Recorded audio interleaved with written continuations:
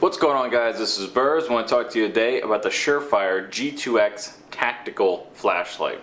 This is a really nice small flashlight that you can use on a weapon or off a weapon. This is the 200 lumen version, which was a while ago when I purchased this, but they actually recently updated to 320 lumens. And I'm assuming that's because of people who needed to use it on a rifle and kind of like I'm using it. You need more flashlight to actually get out at longer ranges. So let's get down to the flashlight and the specifics of it. The runtime on this light is about 2 hours. The length of it is 5¼ inches long, and the diameter of it is 1¼ inches in diameter. So you're looking at a relatively small light, and with the batteries it's 4.4 ounces. So it's also rather, light, as I was saying. Now, besides the lumens that's been updated, everything else is pretty much the same. You're looking at a 2-hour runtime with the batteries that are in there. These are CR123A batteries. You put 2 of them in there, and you're looking at 4.4 ounces. So you're looking at a really light flashlight, and it's pretty compact as well, being 5¼ inches long and 1¼ inches in diameter. Now, this is the tactical version of the G2X. They also have the professional model, and they have this tactical model. The tactical model only has a momentary on and off. So you push the tail cap and turn it on, turn it off, turn it on, turn it off. Now, you can have this all the way on if you just rotate the back part of the tail cap to being solidly on and tight, and then you just want to turn it back off to, turn it back to momentary. I like to keep mine on momentary for a weapon mounted light. Now, this flashlight actually has a polymer body, and it has an aluminum bezel. So you're going to get, like I said, a lot of performance, a lot of lightweight usage, but you're going to get a great light.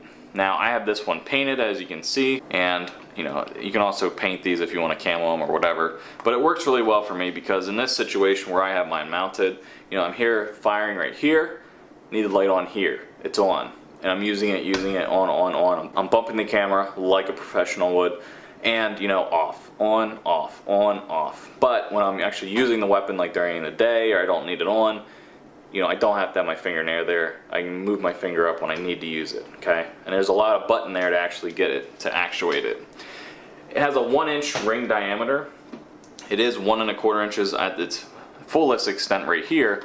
When you come back here to where you're actually going to mount it, you want to look for the 1-inch diameter mounts for this flashlight. So here's one I have not painted.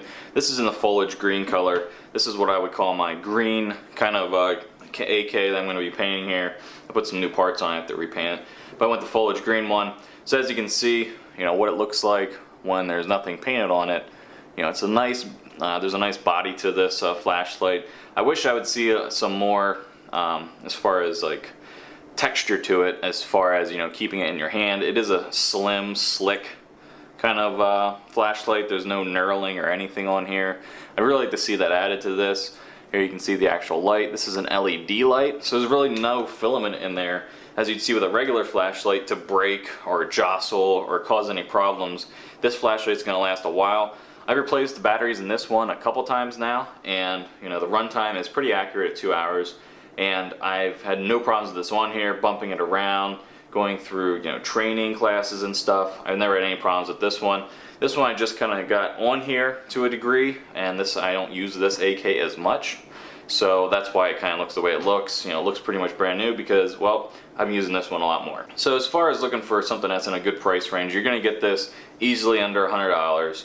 It's probably going to be around the $70-some mark, high 60s into the mid $70 range. And being lightweight the way it is, it really is not going to take up a lot of room in your pocket if you're not going to use it on a weapon as like a weapon mounted light. If you're going to use it just as in a pocket or throw it in a bag, this light is perfect for that environment because of being used with a polymer body, and it's lightweight. It really is great for that versus using something with a all metal body. It's going to be a little bit heavier, like this Phoenix I have here.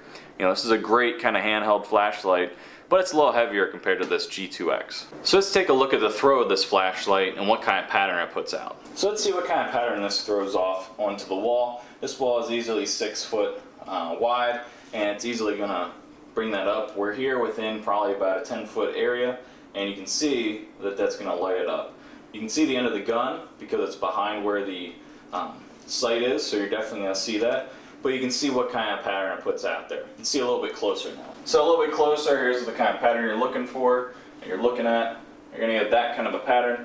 Like I said, the sight is in the way of this a little bit, so I'm going to lose a little bit of it, but that's not a big deal. But that's the kind of pattern you're going to get. You can see it's very circular. There's nothing kind of protruding or any kind of problem with that light. It's a very focused beam, and it really does get the job done.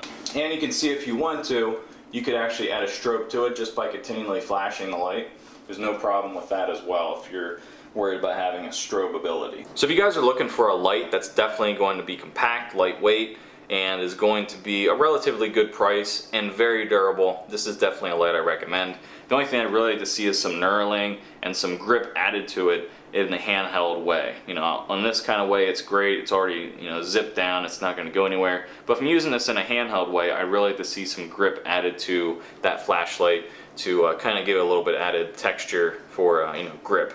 But if you guys have your comments, go ahead and put them down there. If you have a G2X Tactical, go ahead and make a video response and tell us what you think about it. And until next time, later.